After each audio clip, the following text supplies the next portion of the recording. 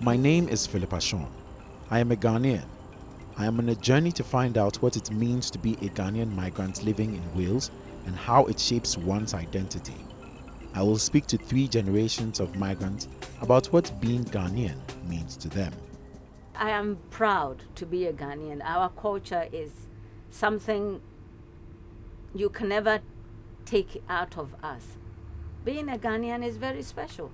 There are some things that we may describe as Ghanaian that I have found that I'm losing because of my not being continually connected to it. So I would admit that I may have lost some of my Ghanaianness. I'm very proud to be Ghanaian. It's something different and, it is a bonus in a way. Having mixed heritage, I don't think is anything that pulls anyone back or stops them. It is definitely something that is a bonus. What happens when there's a conflict of national identity?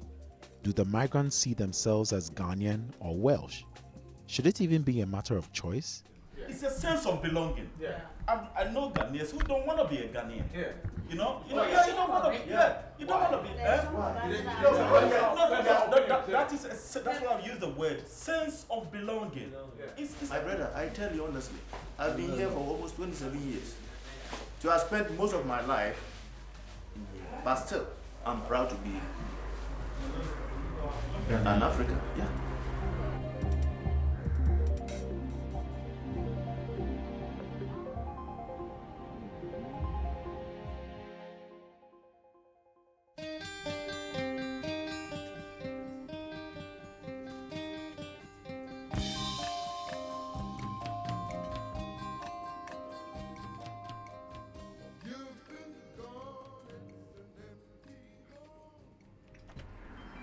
I would say I'm a Ghanaian. I'm proud to be a Ghanaian. And I mean Ghanaian. And I always talk when Ghana was Ghana. That is where my heart still is. But yes, I am Ghanaian and I'm proud to be Ghanaian. And I will die a Ghanaian. And nothing will change it. The fact that I've lived here longer than I live in Ghana doesn't change that for me. I was born in Gold Coast, which is now Ghana. I first came here in 1974, but I stayed for about 6 months and went back. The last time I came was 1980. I came in the summer and then went back. Came back at Christmas. And then Lawrence did his coup, so I couldn't go back. They closed their port. And because I came with a excursion ticket, I couldn't go back. When I was young in Ghana and after the independence, our first president used to come on the radio and greet all of us in the morning address, which he used to do often. It was Memomachin Ghana Deshima. That gave us and made all of us feel proud because you felt that you belong somewhere and somebody sees you as somebody. You were not just a number or statistic. You were a person that somebody called you, that you belong somewhere. Janet Symmons is a first-generation Ghanaian migrant who has lived in Wales for 34 years. Despite spending most of her adult life outside her home country, she sees herself more as a Ghanaian than a Welsh citizen. 10 years ago, she set up Exquisite Africa to provide Africans a place to buy products from their home countries. Today, the shop has evolved into a home away from home for Ghanaians and other African people. This is not just a shop, it's more of a community, if I should say those words. Because if you want to find anybody, any African, you come here, sooner or later you'll find them. I didn't attain closing up because I'm tired all the time. There's a professor in Swansea University. He drove here when he heard of it. He came and told me, no, Mama, you can't. This is our place. It's one place we can always feel at home, and you cannot deny us that. So here I am, still soldiering on. For migrants like Janet Symmons, her Ghanaian identity is central to who she is. The shop allows her to express that connection. For others, this Ghanaian connection is not that strong. They are torn between their Welsh and Ghanaian identities. Dr. Seth Asamoah Mensah is a second-generation Ghanaian migrant. He first came to Wales 15 years ago. It was more of being a qualified medical doctor back home in Ghana and looking for opportunities to specialize and reach my potential and being able to do the best I can for humanity, as we say in the profession. So I came into the United Kingdom and got opportunity in Wales to train, specialize, and then the opportunity arose for me to continue working here. However, having lived outside of Ghana and embraced the British culture and the British way, and when you've lived for a number of years in this country, you acquire what we would all term the red book, if you so choose to acquire it. And that would mean that you go through a process, you understand the culture here, you embrace it, you see the benefits of it, you subscribe to it, and I do. I feel British and I feel Ghanaian. Today, Dr. Asamoah Mensah is a British citizen. He says his life is easier because owning a British passport, or as he likes to call it, the Red Book, comes with many benefits.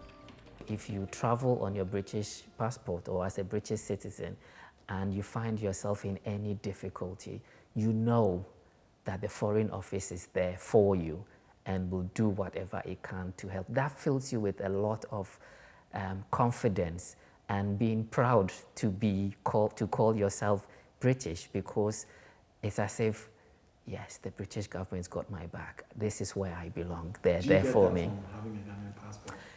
No, when I did have my Ghanaian passport and I traveled, no, I didn't at any time feel that if there was any difficulty, you would get that support. There were times that I needed to maybe renew my Ghanaian passport or to do something that required you to go to Ghana High Commission, for example, and the difficulties that one would have to go through to just get your passport renewed or a new passport or some other paperwork done for you. It was very, very difficult, very, very stressful.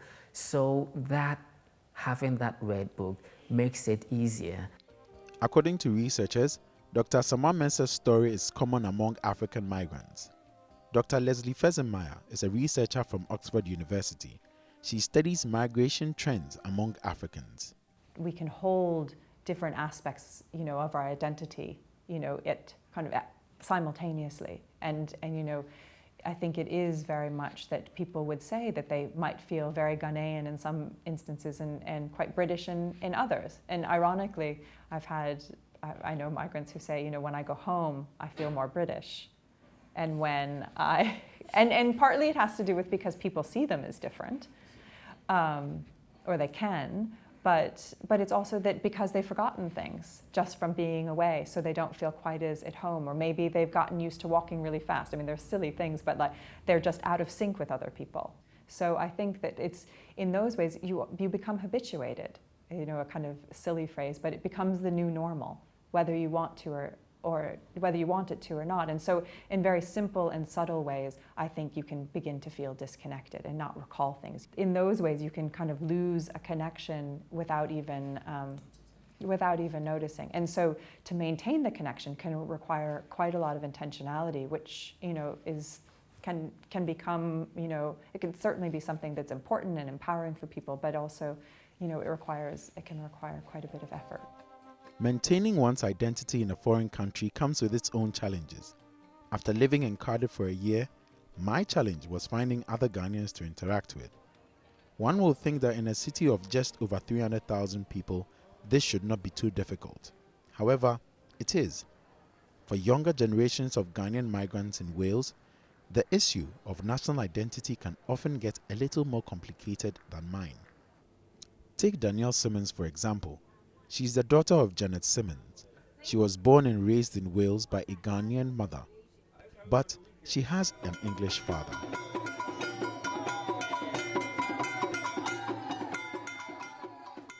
At age 18, she went to Ghana to perform the rites of passage to usher her into adulthood.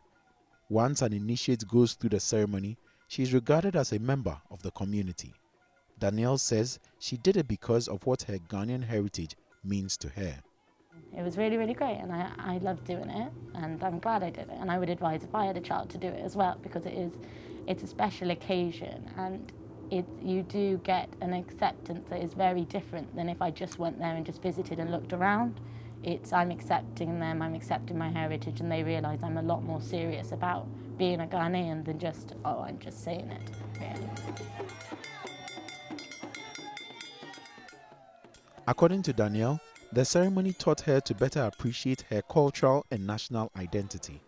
She says it is something that a lot of young migrants continue to struggle with. In uni, I remember there was a terminology. You've got the black British and you've got the black Africans. And they even, within the community, were kind of divided. I mean, if they are second, third generation black British, they didn't want to be a part of the African Caribbean society. They didn't have that as much as the Africans who have either just come over and international students, or the Africans who are still here and have that strong link and go home and do everything. I definitely think if you don't have the parents and the upbringing that links you to your heritage and you don't go back and visit it, then yeah, you do lose a bit of that identity, which is a shame, because at the end of the day it's one of the best things probably in Britain, and it's one of the things, it is an international place, and having the different heritage, probably one of the nicest things. Would be boring if you were all the same. Wales is regarded as one of the most culturally diverse countries in the world.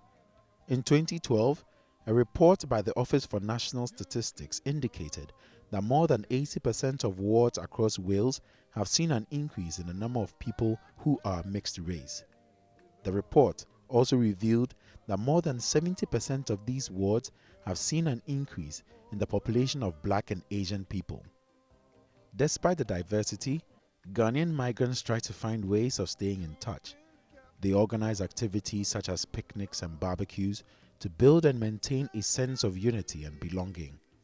According to Dr. Asamoah, such activities help migrants to stay connected to who they are and where they are from. Being away from where you grew up, just that way of being, how you carry yourself, whether you walk slowly or quickly, whether you hold the door for people, whether you greet people, how you greet people, all of those things, they recede from your mind because you're not practicing them. You're not doing them on a regular basis. The Ghanaian community in Cardiff, however, wants to keep practicing the things that make them Ghanaian. They have formed an association to do just that.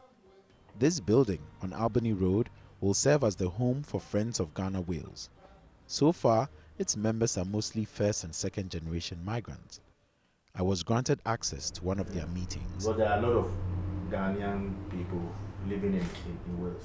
Yeah. And if there's a problem on documents or passport or anything, they all run or they all go to London. Yeah. Much cost and expenses. everything else, yeah. So it will be very good if you can, have such a... Not only that, it also means Ghana will have a representation in Wales. Yeah. Because Wales is a country in its own right, and Ghana will have a representative here. So whatever the Welsh Assembly is doing, anything, Ghana will be invited. Right. Yeah. Which makes And sense, I think it will put Ghana on the map. The issue of identity is a complex matter. For some, like Janet Symmons, a Ghanaian identity is everything to them. It encapsulates a love and appreciation for who they are and where they are from. For very practical reasons, some others lose it along the way and they do not even realize it. Others want it and they search for it until they find it. At the end of the day, when faced with the realities of life, national identity does become a choice.